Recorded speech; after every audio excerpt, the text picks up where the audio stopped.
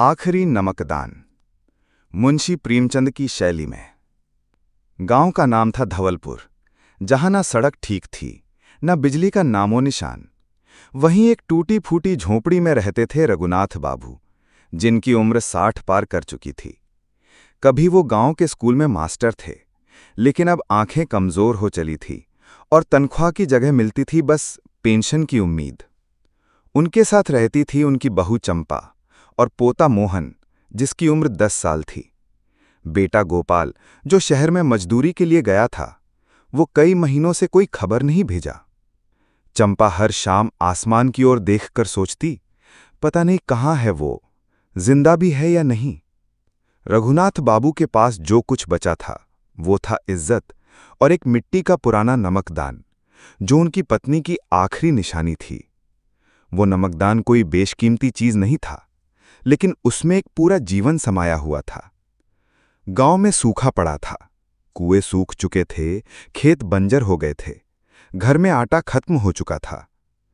चंपा ने आखिरी दाल को भी पतला करके 3 लोगों के लिए खिचड़ी बनाई।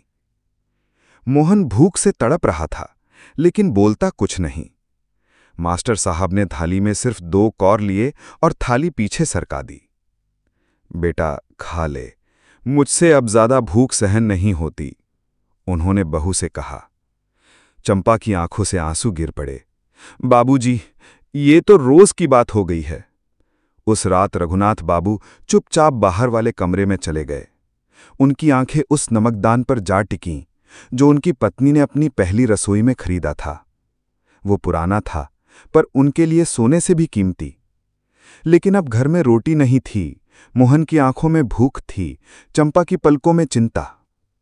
अगले दिन गांव में मेला था, लोग हंसी ठिठोली कर रहे थे, लेकिन रघुनाथ बाबू चुपचाप अपने नमकदान को एक पोटली में बांधकर मेला ले गए। वहां शहर से आए एक पुरानी चीजों के व्यापारी ने उसे हाथ में लिया।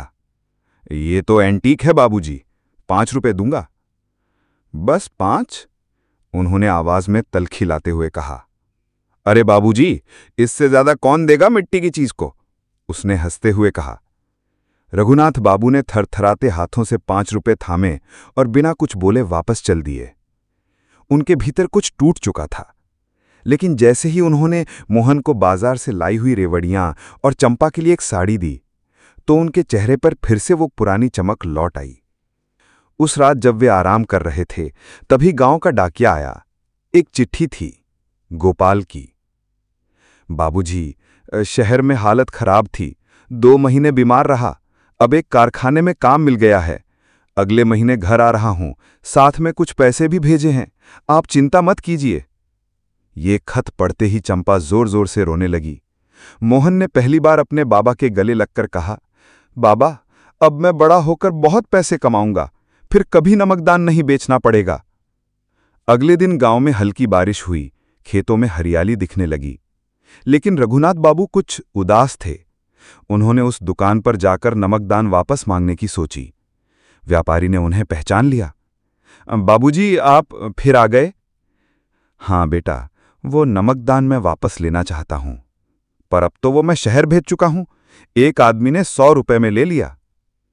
रघुनाथ बाबू चुपचाप लौट आए। उस नमकदान के साथ उनकी बीवी की यादें, उनका सम्मान, उनकी पहचान जुड़ी थी। अब सब कुछ चला गया था। कुछ महीनों में गोपाल वापस लौटा। घर की हालत सुधरने लगी, बिजली लग गई, छत पक्की हो गई। मोहन शहर के स्कूल में पढ़ने जाने लगा।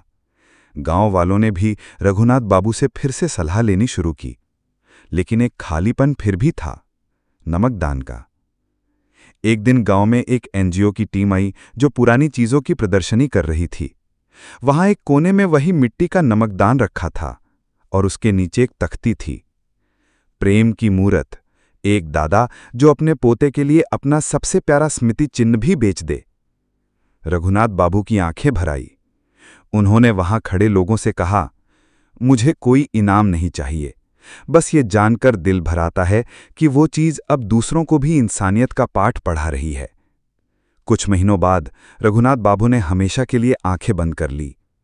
उनके सिरहाने मोहन बैठा था, हाथ में वही नमकदान था जो अब किसी ने लौटाकर भेज दिया था।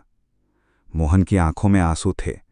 बाबा, अब ये कभी नहीं बिकेगा। ये हमारे घर की पहचान है। चंपा ने उसे दीवार पर सजाया और हर रोज उसके सामने दीपक जलाया करती थी। कहानी का सार: त्याग और आत्मसम्मान की ये कहानी ये सिखाती है कि एक साधारण वस्तु भी जब प्रेम और संघर्ष से जुड़ जाए तो वो जीवन से भी बड़ी बन जाती है।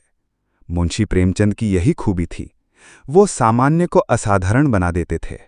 अगर आपको ये कहानी प्रेरणादायक लगी हो तो वीडियो को लाइक करें और ऐसे ही मोटिवेशन के लिए चैनल को सब्सक्राइब करें।